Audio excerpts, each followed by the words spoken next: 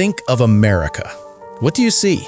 Sprawling suburbs that melt into one another, freeways packed with an endless river of cars, the towering skylines of cities that never sleep. We've all seen the movies, we all have that picture in our heads, a nation of 349 million people bursting at the seams from coast to coast. But what if I told you that image, that feeling of a country packed shoulder to shoulder, is mostly a myth?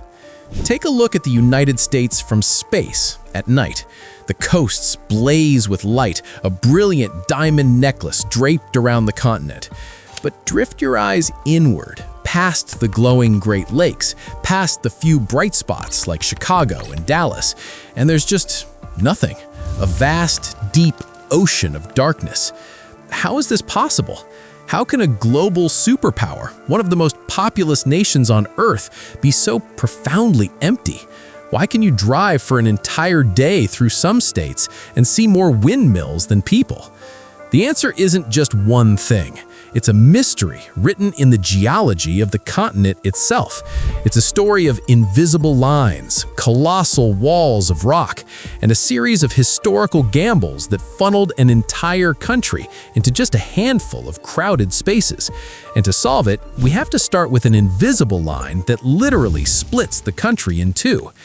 In 1878, a one-armed Civil War veteran and geologist named John Wesley Powell gave a report to Congress that should have changed history.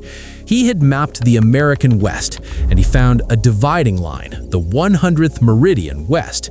This wasn't just a line on a map. Powell saw it as a stark warning. East of this line, which runs from the Dakotas down through Texas, the heavens give you enough rain to grow crops, more than 20 inches a year. But cross that line heading west, and you enter a different world, an arid world. Powell told Congress point blank, settling the West with the same small farms as the East would be a catastrophe. Of course, developers and politicians chasing a dream of manifest destiny ignored him completely. But Powell's ghost has the last laugh. Look at a population map today, and you can still see the line he drew. To the east, it's a dense tapestry of towns and cities. To the west, the population falls off a cliff. The simple, brutal truth that Powell understood is that people cluster where the water is. This dramatic climate shift is the first and biggest clue to why America is so empty. The next clue is a lot less invisible. The American landscape is dominated by massive mountain ranges that act like giant walls, dictating where people can live by controlling the weather itself. While the ancient Appalachians in the east were the first hurdle for colonists, the real story is written by the towering, jagged peaks of the west. The Rockies, the Sierra Nevada, the Cascades, they form a series of breathtaking barriers from Canada to Mexico, and they create a powerful phenomenon known as the rainshadow effect. Picture it. Moisture-heavy air drifts in from the Pacific Ocean, heading east. It slams against the wall of the Sierras and Cascades and is forced thousands of feet up. As it climbs, the air cools, and it has to drop all that moisture as rain and snow. That's what creates the lush green forests of Washington and Oregon. But once that air crests the peaks and tumbles down the other side, it's been wrung out like a dry sponge. It warms up as it descends, becoming a hot, dry wind that sucks any remaining moisture right out of the land. The result is a massive shadow of drought that creates the great American deserts across Nevada, Utah, and Arizona. This effect basically preordained where cities would grow. Seattle, Portland, and the great cities of California exist because they're on the wet side of the wall. On the other side, cities are few and far between, desperately clinging to the rare rivers that cut through the desert. And it gets even emptier. A huge portion of this rugged, dry land can't even be bought.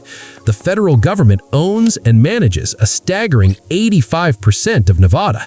Its land deemed too harsh for settlement, locked away from development forever. Geography may draw the map, but history tells people where to go. America's population didn't spread out evenly. It flowed like water, always following the path of least resistance. For the first 200 years, European settlers were basically trapped on the East Coast by the Appalachian Mountains. After breaking through, they didn't just go anywhere, they followed the water. They poured into the fertile Ohio River Valley, establishing the Midwest as the nation's breadbasket. The Louisiana Purchase opened up the heartland, but again, settlements simply traced the great river systems, the Mississippi, the Missouri, and the Ohio. Then came the Great Rush West in the 1800s. The legendary Oregon and Santa Fe trails weren't random paths. They were carefully chosen routes designed to get around the worst of the emptiness. The goal for pioneers wasn't to settle the harsh, dry Great Basin. It was to survive crossing it to get to the promised lands of California and Oregon. They were bypassing the void. The Homestead Act of 1862 was meant to fill in those blank spaces by offering 160 acres of free land. And in the well-watered East, it was a dream come true. But in the arid West, 160 acres was often a death sentence for a farm, exactly what John Wesley Powell had warned about. Thousands of homesteads failed, the land gobbled up by the massive ranches that exist today. Finally, the Transcontinental Railroad blazed a new trail of steel across the nation. But instead of filling in the gaps, it just reinforced the pattern. Boom towns exploded along the tracks, while any place unlucky enough to be far from the line was left more isolated than ever before. If geography and history dug the channels, modern economics created a powerful funnel that's pulling people in one direction. In the last century, America went from being a rural nation to a powerhouse of cities. In 1790, just 5% of Americans lived in cities. Today, that number is over 80%. This is the story of jobs. As machines took over farming, fewer people were needed in the countryside. Manufacturing, tech, and service jobs all exploded in cities, creating an incredible gravitational pull. People left the farm for the factory, and then the office. This trend just passed a monumental tipping point. For the first time ever during the decade from 2010 to 2020, America's rural population actually shrank. Nearly 63% of all rural counties lost people. It's a vicious cycle. As young people leave for opportunity, the local workforce shrinks. Businesses can't find staff, and more jobs disappear, pushing even more people to leave. So today, even if you wanted to build a life out in that vast emptiness, the economic deck is stacked against you. The opportunities, the careers, the money, it's all being funneled into the same crowded corridors that were first laid out by rivers and mountains centuries ago. If you find these deep dives into the invisible forces that shape our world fascinating, do us a huge favor and hit the like button and subscribe to the channel. It lets us know you want more and helps us keep exploring these incredible stories. So when you put all the pieces together, the mystery of America's emptiness becomes clear. It was never about a lack of land. It was about a lack of the one thing life can't exist without: water. An invisible line of climate, the 100th Meridian, established the first Great Divide.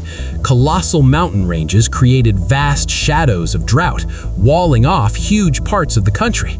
Our own history then locked in that pattern. We followed the rivers and the fertile soil. Our great westward expansion wasn't about filling the continent, but about racing across the empty parts to get to the few good spots on the other side. And today, a relentless economic engine continues to pull people out of those sparse lands and into a handful of thriving, crowded cities.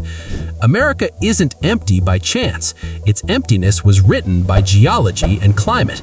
We just followed the lines that nature had already drawn. And that vast, silent land isn't a sign of failure. It's a stunning reminder of the natural forces that still dictate where we live. But here's one last, unsettling thought. Scientists have discovered that John Wesley Powell's invisible line is now moving.